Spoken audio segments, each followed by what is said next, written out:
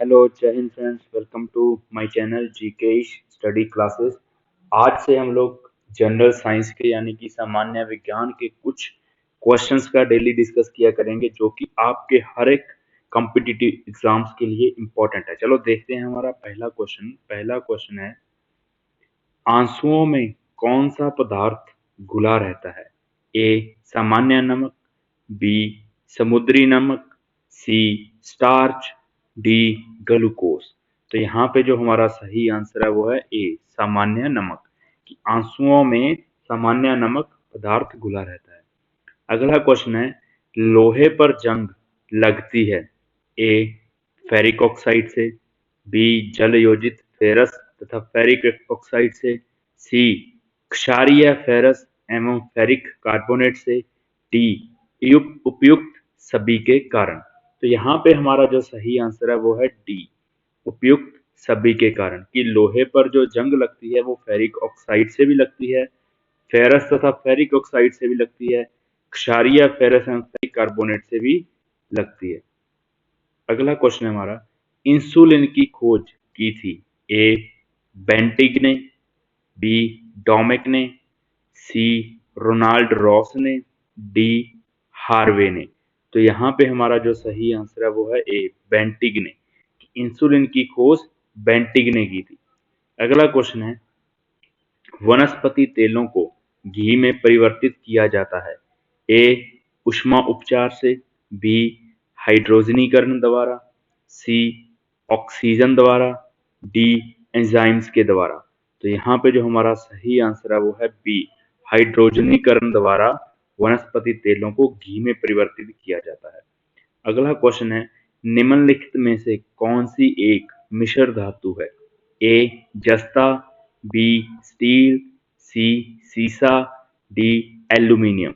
यहाँ पे जो हमारा सही आंसर है वो है बी स्टील, कि इन चारों में से स्टील एक मिश्र धातु है। अगला क्वेश्चन है हमारा, निम्नलिखित में से कौन सी ईंधन गैस नहीं है? ए भाप अंगार गैस, बी प्रोड्यूसर गैस, सी हास्य गैस, डी मार्श गैस। तो यहाँ पे हमारा जो सही आंसर है वो है सी हास्य गैस, कि हास्य गैस का हम लोग उपयोग ईंधन गैस के जैसे नहीं कर सकते, जबकि भाप अंगार गैस, प्रोड्यूसर गैस और मार्श गैस, इन तीनों का हम लोग उपयोग ईंधन गैस के जैसे कर सकते हैं। अगला क्वेश्चन है हमारा, निम्नलिखित में से कौन सा तत्व प्रबल क्षारीय ऑक्साइड बनाता है जब ऑक्सीजन में जलता है? ए फास्फोरस, बी सोडियम, सी लोहा, डी गंधक। तो यहाँ पे जो हमारा सही आंसर है वो है बी सोडियम, कि जो सोडियम है वो प्रबल क्षारीय ऑक्साइड बनाता है जब ऑक्सीजन में जलता है। अगला क्वेश्चन है, फैदम है एक मछली होती है, एक पौधे का नाम है, एक बर्तन को कहते हैं, एक माप है। तो यहाँ पे जो हमारा सही आंसर है वो है डी एक माप है, कि समुद्र में जब हमें दूरी नापनी होती है तो हम उसको फैदम में नापते हैं। अगला क्वेश्चन है, रिएक्टर स्केल किसके नापने में प्रयोग होता है? ए भूकंप की तीव्रता, बी वायु की गति, सी समुद्र की गहराई, डी शरीर का ताप। तो यहाँ पे जो सही आंसर है वो है ए, कि रिएक्टर स्केल का उपयोग भूकंप की तीव्रता को नापने में किया जाता है। अगला क्वेश्चन है, डायनामाइट के आविष्कारक निम्नलिखित में से कौन है? A Einstein, B Newton, C Alfred Nobel, D madam Curie. तो यहाँ पे जो सही आंसर है हमारा वो है सी अल्फ्रेड नोबल ने डायनामाइट का आविष्कार किया था। ये अल्फ्रेड नोबल वही हैं जिनके नाम पर नोबेल पुरस्कार दिया जाता है। अगला क्वेश्चन है,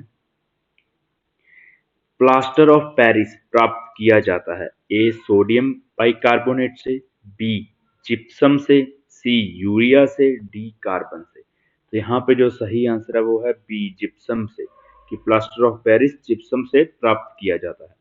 अगला क्वेश्चन है, चिकित्सा व युद्ध में उपयोग के लिए किन किरणों पर नवीनतम अनुसंधान हो रहा है? ए एक्स किरणें, बी लेजर किरणें, सी गामा किरणें, डी कैथोड किरणें। तो यहाँ पे जो हमारा सही आंसर है वो है बी लेजर किरणें।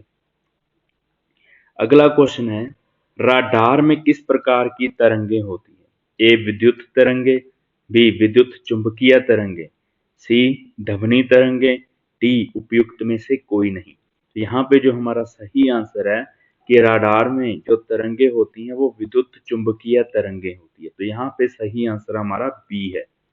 अगला क्वेश्चन है, आकाश के नीले दिखाई देने का मुख्य कारण है? सूर्य की रोशनी नीली होती है, वायुमंडल में उपस्थित धूल आदि के कणों द्वारा सौर किरणों का प्रकीर्णन, सी प्रकाश परावर्तन, डी प्रकाश अपवर्तन।